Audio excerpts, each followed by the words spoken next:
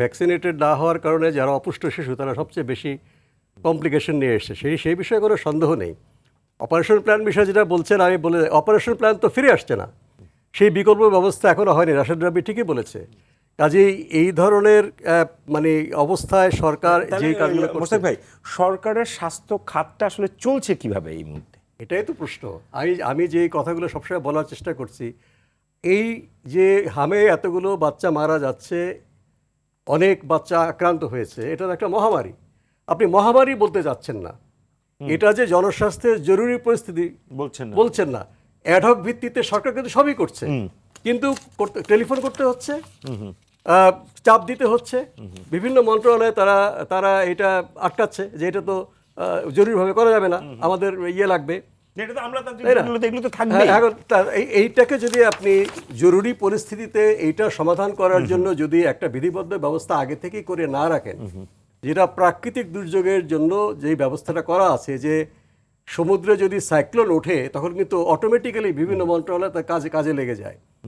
যদি বন্যার বিপদসীমার উপরে পানি উঠতে থাকে, তারা কিন্তু আগে থেকেই কাজ শুরু করে। আমাদের স্বাস্থ্যের দুর্যোগে আমরা কেন সেই কাজগুলো করব না? আজকে এই সরকার সামাল দিয়েছে। দেখেন, করোনার সময়, এই আজকে বলেছি আমি এই গোল টেবিল বৈঠকে, করোনার সময় বাংলাদেশে আমরা প্যান্ডেমিকে ঢুকলাম, একটা গেজেট নোটিফিকেশন পাবেন না আওয়ামী লীগ সরকারের সময় যে বাংলাদেশ আজকে থেকে করোনার মধ্যে আমরা পড়েছি। কি বলা হয়েছে? কোভিডের সংক্রমণের ঝুঁকিতে পুরো বাংলাদেশ। এটা আর আমরা প্যান্ডেমিকে ঢুকলাম, এর এক কথা হলো।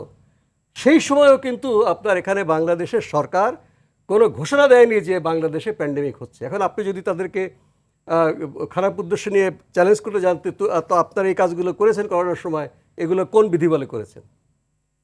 এই সরকারও জরুরি ভিত্তিতে কাজ প্রশংসার যোগ্য, অবশ্যই তারা সব কিছু বহু দ্রুত, যেহেতু জনগণের প্রতিনিধি সরকার, অনেক দায়িত্ব নিয়ে তারা করেছে। কিন্তু এইসব বিধি ব্যবস্থা করার জন্য আমরা যারা জনস্বাস্থ্যে কাজ করি বারবার চিৎকার করেছি, একটা standing order on public health emergency থাকা উচিত। এবং কোনটা কোনটা স্বাস্থ্যের জরুরি পরিস্থিতি, এগুলো এপিডেমিওলজিস্টরা ভালো জানে, তারা আইডেন্টিফাই করবে বা মিটিং করে বলবে। এখন যেমন টিকার জন্য নাইটেক আছে, national immunisation technical advisory group, এইভাবে পাবলিক হেলথ এমার্জেন্সি কখন হবে, এপিডেমিওলজিস্টদের একটা গ্রুপ করুক তারা, যে আজকে ডেঙ্গি আসছে সামনে। এই ডেঙ্গি যখন 2023 সালে এত ছড়িয়ে পড়লো, অনেক লোক মারা গেল, আমরা বললাম এটা মহামারী। আমার সাথে চিৎকার চেঁচামেচি, কিসের মহামারী, কিন্তু মানুষ মারা যাচ্ছে। ডেঙ্গির চিকিৎসা কি বাংলাদেশে নতুন? ঠিক তেমনি আজকে হামের টিকা দেওয়ার কারণে যেসব বাচ্চারা আগে থেকেই অপুষ্ট এবং নানা সংক্রমণে ভুগছে, তারা জটিলতায় ভুগছে, এখনও কিন্তু মৃত্যুটা কমানো সম্ভব, অসাবধান কিছু না। এই যে যারা হাসপাতালে যাচ্ছে, যারা সচ্ছল পরিবারের বাচ্চা হাম হয়েছে, তাদেরকে আপনি বাসায় ফেরত পাঠাতে পারেন, ডক্টর আয়েশা ঠিকই বলেছে। কিন্তু যেই বাচ্চাটা বস্তিতে থাকে, তাকে যদি আপনি ফেরত দেন, সে ওই ইনফেকশনের মধ্যে যাচ্ছে, সে তো মৃত্যুর মুখেই যাচ্ছে। কাজে তাকে আপনার একটা জায়গায় রাখেন।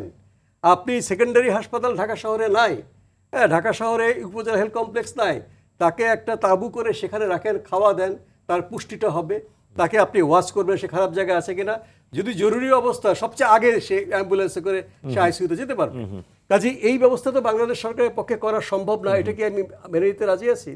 এটা কি আমি বলবো এই যে বাংলাদেশ সরকারের হাতে এই সমস্যাটা নাই? তাহলে আপনি বলেন যে এটা জরুরি অবস্থা, এটা মহামারী, আমরা পারছি না। এখন পরে দেখা যাবে যে সেটাও কে বলবে, সেটা নিয়েও এখনো হয়তো প্রোটোকল নাই। এই প্রোটোকলের ইয়েতে দেখবেন যে আমাদেরকে এখন এই সরকারের সময় কাজ হচ্ছে, এর আগের সরকারের সময় এগুলো হয়েছে।